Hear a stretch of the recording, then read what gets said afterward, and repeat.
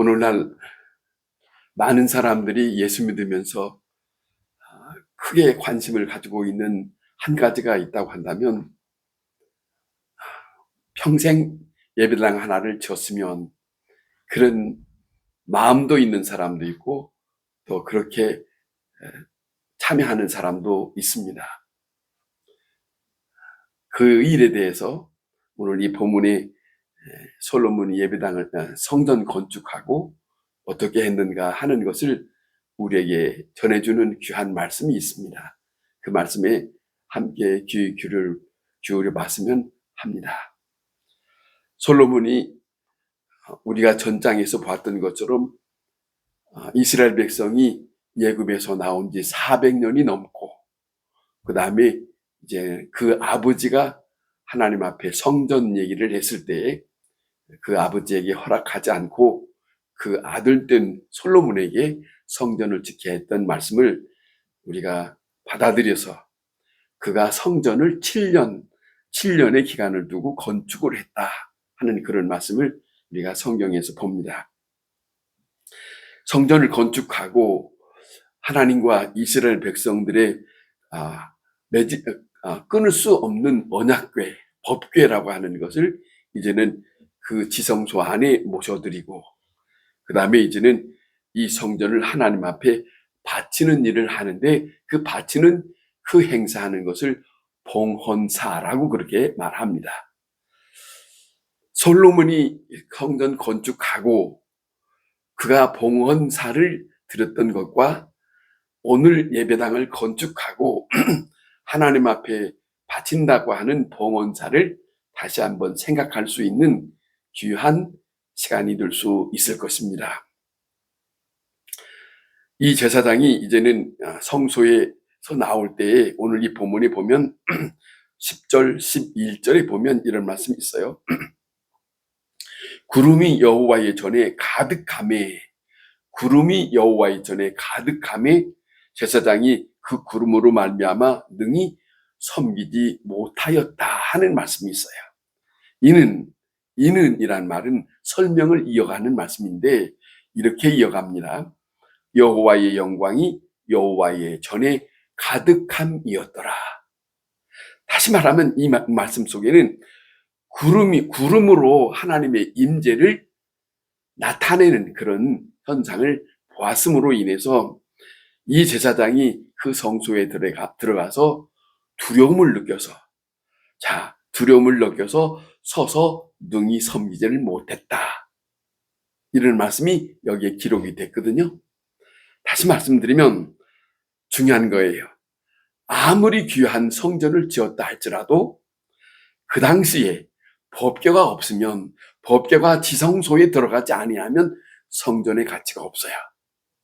그걸 또 하나 말씀하고, 그 다음에 아무리 법궤라도 하나님의 영광이 임하지 아니하면 그 성전은 성전의 의미가 없다 하는 것을, 여기에 아주 중요한 것을 깨닫게 하는 말씀이 담겨져 있습니다. 하나님이 그곳에 계셔야 하나님의 성전이다. 그거죠. 성전이란 말은 그냥 성전이란 말을 불러서 성전이 아니고 하나님의 임재가 함께하는 그 자리, 그곳이 그런 거예요.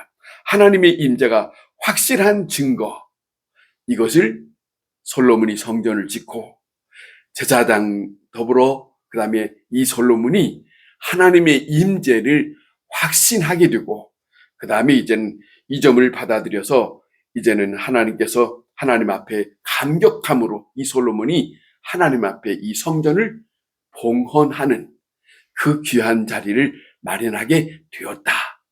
다시 말하면 하나님의 법궤가 들어왔고 하나님의 임재로 나타난 구름이 가득했다. 그러므로 하나님의 임재가 임함으로 이 성전을 하나님이 받으실 수 있는 이 성전이 되었다라고 하는 것 때문에 이 솔로몬은 성전을 짓고 엄청난 감격스러운 마음이 있어서 하나님 앞에 바치는 봉헌사에 대해서 여기에 아주 귀한 뜻을 두고 있다, 그런 말씀입니다. 여기에 이 집은 하나님의 집이다, 그렇게 말씀해요. 이 집은 이제로부터 하나님의 집이다. 하나님의 집이다. 왜? 하나님 앞에 바쳤으니까. 자, 다시 여기 이런 말씀합니다. 13절에 내가 주를 위하여 계실 전을 건축하였사오니 주께서 영원히 계실 처소로소이다. 하나님 앞에 바치기로 하고 성전을 건축했어요. 그리고 성전을 건축하고 이제 하나님 앞에 바쳤어요. 그리고 그 건물 자체가 하나님의 임재가 임하신 것을 저들이 경험하게 됐어요. 그러므로 인해서 이제는 이 집은 비록 사람들이 지었지만은 하나님의 것이다. 주님의 것이다. 그런 거예요. 내가 지었다고 내 것이 아닙니다. 내 손으로 지었다고 내 것이 아니라는 것이지요. 자, 이 시간에 하나님께 바쳤다면 바치는 순간에 주님의 것이다. 이것이 우리에게 확실해야 됩니다. 확실해야 됩니다. 가끔 보면 어떤 일이 있느냐면 우리는 무엇이든지 예배당에 하나님 앞에 바친다 하는 일들이 있지 않습니까? 헌금을 바치는 일, 성구를 바치는 일, 여러 가지 일들이 있어요. 어쨌든 간에 나를 통해서 그 일이 진행됐지만은 마음을 갖고 바치는 순간에 내게서 떠났기 때문에 그건 하나님의 것이다. 다시는 그 일에 대해서 가타불타 할 수 있는 입장이 아니다. 이것이 분명해야 합니다. 자, 오늘 여기에 솔로몬이 이 집은 하나님의 것이다. 하나님께 바치는 순간에 하나님의 것이다 하는 것은 엄청난 신앙적인 자세의 모습이 담겨져 있어요. 내 마음에 우리의 모든 사람들이 이 일에 대해서 힘쓰고 애썼지만은 하나님 앞에 봉헌사했으니 이것을 담고 있습니다. 자, 그런데 여기에 중요한 게 있습니다. 12절에 여호와께서 캄캄한데 계시겠다 말씀하셨사오니 그래요.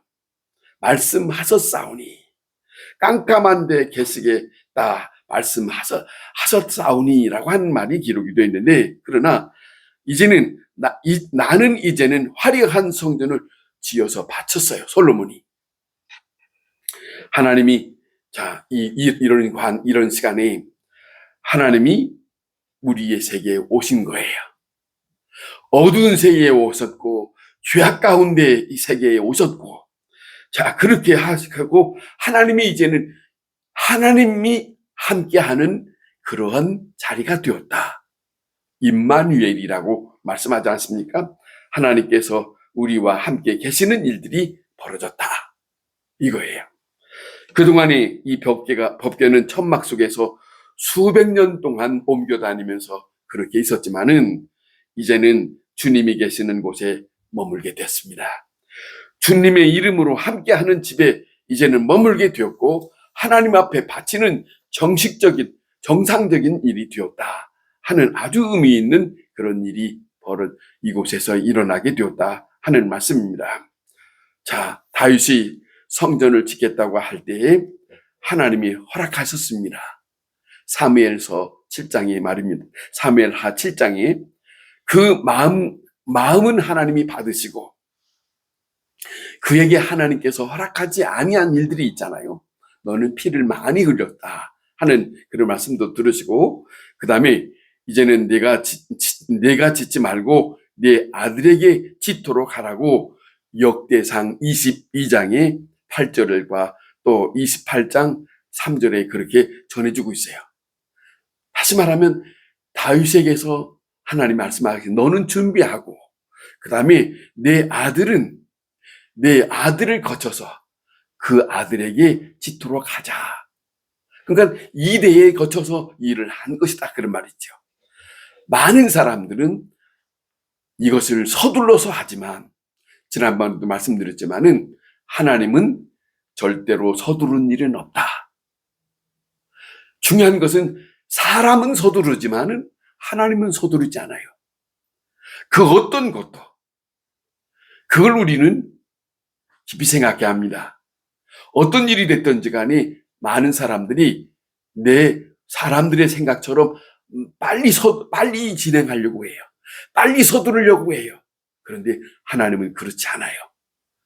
시간을 재촉하지 않습니다. 어떤 일이 있어든지 구원의 문제도 기다리시는 하나님, 당장이 아니래도 돌아올 때까지 기다리시는 하나님, 서두르지 않아요. 그가 돌이킬 때까지 기다리신 하나님, 참으로 좋으신 하나님이에요. 얼마나 좋으신 하나님이에요. 우리가 하나님 앞에 예배당에서 예배를 드릴 때도 그 마음 한 사람 한 사람들의 마음속에 하나님께 돌아올 수 있는 마음을 기다리시는 하나님, 아버지, 그 얼마나 중요한 겁니까? 솔로몬은 너무 감격하고 감사해서 아버지에게 허락하시고 또 나로 하여금 이 일을 하나님께서 허락받은 그 일을 하게 되었다. 그래서 오늘과 같은 일이 이루어졌다. 자기는 뜻하지 않았지요. 그 아버지 때문에 이 일을 하게 된 거 아닙니까? 자기는 전혀 생각하지 못했지만은 그 아버지는 생각을 하고 하나님으로부터 그 아들에게 이어지는 일들을 하게 되었는데 전혀 생각지 않는 이 솔로몬에게 하나님과 귀한 축복이 될 수 있는 일들을 허락하게 되었다. 그리고 부여받게 되었다. 이런 시간입니다. 자, 솔로몬이 이 집을 지어서 하나님께 바치게 되었다는 거예요. 근데 바친 것뿐만 아니라 하나님의 영광을 보았습니다. 굉장한 거예요. 전혀 생각지 못한 것이지만은 그 아버지로부터 하나님이 허락하시고 그 아버지로부터 그 모든 일들을 진행해 하시는 하나님으로부터 그 아들에게 허락하시고 하나님의 임재를 그에게 보여주는 일들이 얼마나 귀한 일입니까? 자, 그런 겁니다. 그래서 하나님 앞에 감사와 감격함으로 이 봉헌사를 하게 되었다. 백성들을 향하여서 축복하게 됩니다. 이 봉헌사 할 때 백성들을 향하여서 축복하고 또 하나님 앞에 봉헌하고 감사하고 백성들에게 복을 비는 내용들을 이제는 그 펼쳐지는 일들이 있어요. 성전을 건축하고 하나님 앞에 복 받을 수 있는 일은 이것이었다라고 말하고 있는 거예요. 그 다음에 중요한 게 있습니다. 성전을 지었다고 모든 일이 다 끝난 것이 아니라는 거예요. 지난번에도 말씀을 우리가 들었습니다. 언제든지 하나님은 어떤 일을 하면 그 어떤 일 한 것으로 끝난 게 아니고 그 다음에 다시 뭔가를 말씀하시는 내용을 들을 수 있었던 것을 우리가 알고 있어요. 오늘 이 본문에도 이런 말씀입니다. 24절에 보면 다윗에게 허락하신 말씀을 지키사 주의 입으로 말씀하신 것을 손으로 이루심이 오늘과 같습니다. 라고 하는 말을 하고 있는데 자, 25절에 이런 말을 합니다. 무슨 말이냐면 이스라엘 하나님 여호와여 주께서 주의 종 내 아버지 다윗에게 말씀하시기를 내 자손이 자기 길을 삼가사 내가 내 앞에서 행한 것 같이 내 앞에서 행하기만 하면 내게서 나서 이스라엘 위에 앉을 사람이 내 앞에서 끊어지지 아니하게 하겠다. 하나님의 말씀을 지켜 행하면 성전을 지어서 거기서 지은 것으로 끝나고 그것으로 인해서 복받는 것이 아니라 예배당을 지었으니까 이제는 예배당을 지었으니까 하나님이 그걸 통해서 우리에게 복을 주실 것이다. 그것이 아니라 다시 이어지는 말씀이 이런 거예요. 자, 내가 너에게 말한 거 있지 않느냐? 너희 후손들이 그 말을 지켜 행한 것, 네가 행한 것 같이 네 후손들이 그렇게 행하게 되면 그래 돼 있어요. 다시 말합니다. 말씀을 지켜야 된다는 거예요. 성전을 짓고 끝나는 게 아니라 말씀을 지켜야 된다는 것이에요. 그래야 하나님의 뜻을 기쁘게 하는 것이다. 성전을 짓고 하나님께 바치고 그 영광을 우리에게 주신 것을 감사하고 자, 말씀을 지켜야 하는데 그 말씀을 지킬 때에 이 집을 통해서 이 성전을 통해서 하나님께서 복을 허락하실 것이다. 그렇게 돼 있어요. 자, 기도하면 응답해 주신다. 봉사하면 하나님이 받으시고 하나님께서 축복하신다. 그거예요. 내가 무슨 일을 했으면 그 무슨 일을 한 것으로 끝난 게 아니고 마땅히 하나님 앞에 해야 할 말씀을 마땅히 행한 자에게 하나님이 복을 주신다.